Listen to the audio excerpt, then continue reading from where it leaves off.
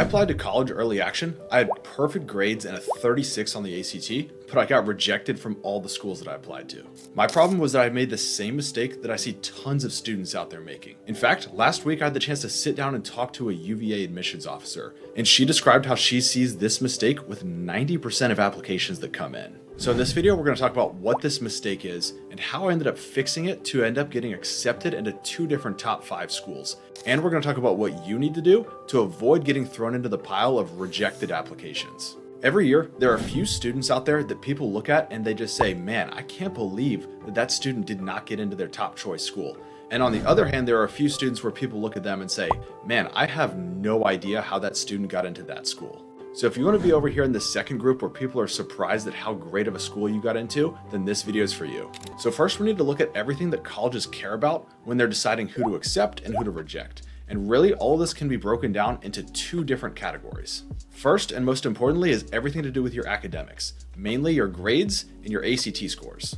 And second, you have everything else about who you actually are as a person. And this is where I personally went wrong, and it's where I see tons of students making a mistake right now. But obviously first and most importantly, the easiest way for you to get rejected from a college is to have a bad transcript from your high school and also not have a great ACT score to make up for it. And ideally, everything is perfect here. We've taken all the AP classes we can take. We've gotten A's in every possible class for our high school transcript, and we have a perfect 36. But obviously, this stuff is not always possible. So we need to figure out where we can get the most bang for our buck in terms of the academic category. When colleges are looking at your academics, they're balancing out both your high school transcript and your ACT score.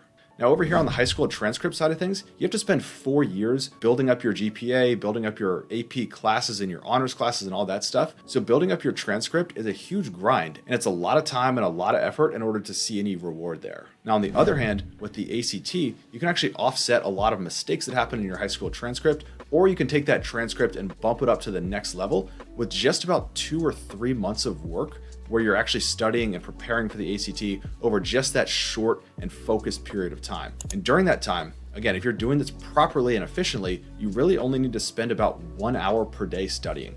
And you can check out a bunch of the other videos on my channel here on YouTube to see exactly how you can do that. So obviously here, when you're comparing 4 years of grinding out your high school transcript versus just 2 or 3 months of about an hour per day of studying, the ACT is going to give you a lot more bang for your buck in terms of where you should be investing your time.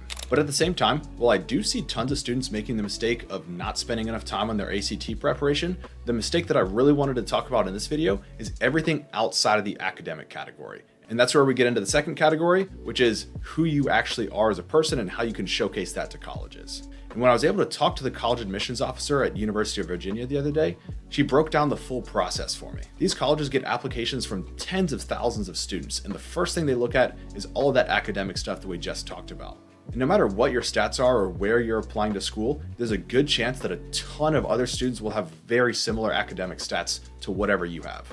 But then the way that these admissions officers can separate out all of these very similar test scores and similar GPAs and similar transcripts is through the essays. And that's where you want to showcase who you actually are as a person.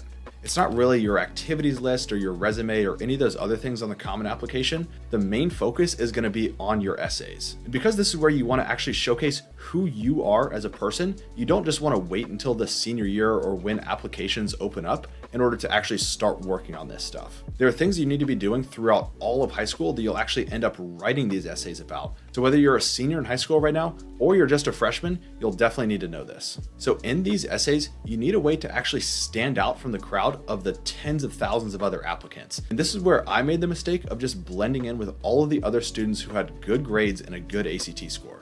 Thinking back to my early applications, I'm pretty sure my essays were just about like a hard class that I took and I had to overcome some adversity in order to get a good grade in that class. And then basically I just probably listed out all the bullet points that were already on my resume. And I thought that essays like this would, make me look smart and make me look really attractive to colleges. But in reality, these were just super boring things that the colleges already knew. They could read my resume and they could already see my high school transcript and they could already see my ACT score. So this added absolutely nothing to my application. So of course, because I looked just like a ton of other applicants, my application was just, pushed aside with all of the other ones that looked the exact same, and I ended up in the rejection pile. And last week when I was talking to that UVA admissions officer, she basically confirmed exactly what my suspicion was. She sits down and she reads thousands of applications that basically look entirely the same.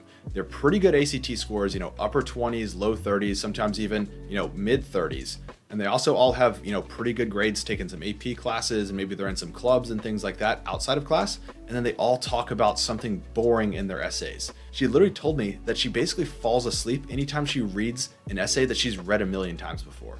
And she actually listed off a couple of topics that she says automatically put her to sleep. These are essay topics like that lesson that you learned from your athletic career, the family pet that you had that died, the volunteer experience that you did for a little bit of time, something like struggling to fit in and find your friends in high school or taking a hard class. That's exactly what I was trying to say. And then also the essay that's basically just a list of all the activities on your resume. And these last two here were basically exactly what I did back in the day. And that's, again, why my application got thrown in the trash. And this conversation basically confirmed what I already knew, which was that my essay was boring and cliche, and that's exactly why I went 0 for 4 on my early applications. Fortunately, though, I did realize this mistake just in time, and by the time regular decision rolled around, I ended up getting accepted into 2 different top 5 schools, MIT and the University of Chicago, where I actually ended up attending.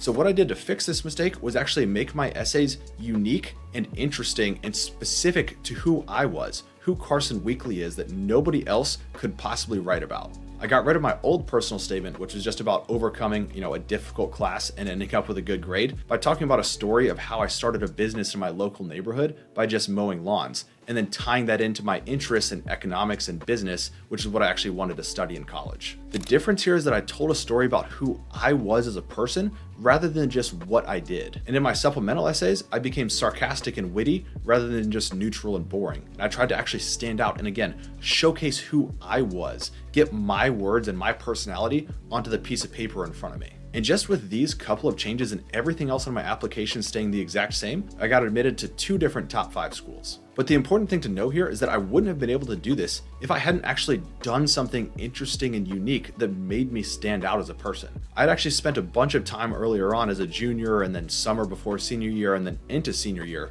actually building up this lawn mowing business. And then I could easily talk about that business as a passion project of mine and even provide specific revenue numbers and number of hours worked on top of all the lessons that I learned from the process of doing that. Similarly now, some of the students that I've worked with personally have gotten great college acceptances by just turning their hobbies into actual passion projects with tangible outcomes that they can point to and talk about their story in an essay. For example, one of my students was pretty passionate about chess, but he had nothing really to point to or tell a story about. He was part of the chess club, but that doesn't really fly as a tangible experience that you can point to, and you can't really tell a story about it.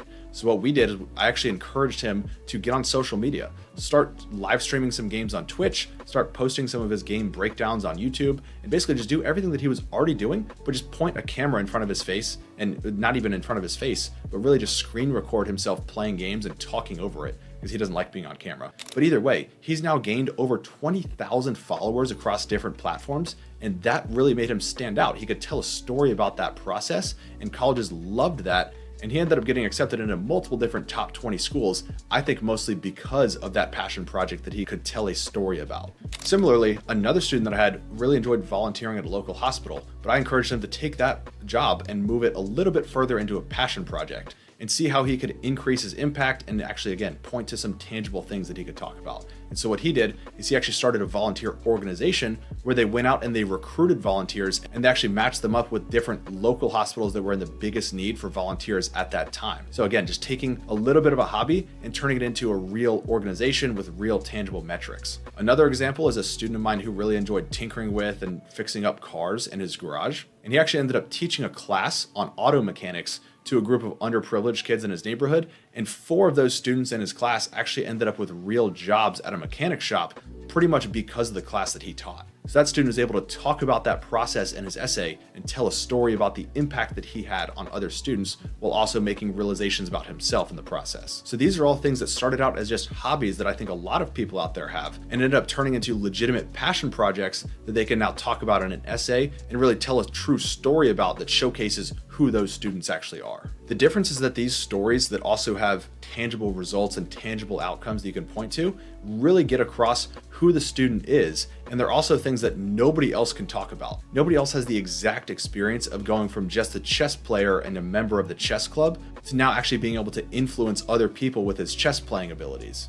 So that's a story and an essay that actually stands out and rises above the pile of applications. And that's what helped him keep that application out of the trash can where most students' applications end up. Now, of course, all of this stuff with your passion project and writing these essays and telling a story about who you are, all this stuff takes a lot of time. And it's not something that you can do if you're busy worried about the more important thing, which is your ACT score. So the best thing that you can do is knock out the ACT as quickly as possible, get a great score there, and put the test behind you so that you never have to think about it again, and you can focus on these other things that will actually separate you and make you much more likely to get into a good college. Now, if you need a reliable way to improve your ACT score by 5 points or more, and you don't want to spend more than an hour per day studying, then check out the full walkthrough of the ACT hacking system that I just made. It should be linked somewhere on the screen, so you can tap on that button and give it a watch from there.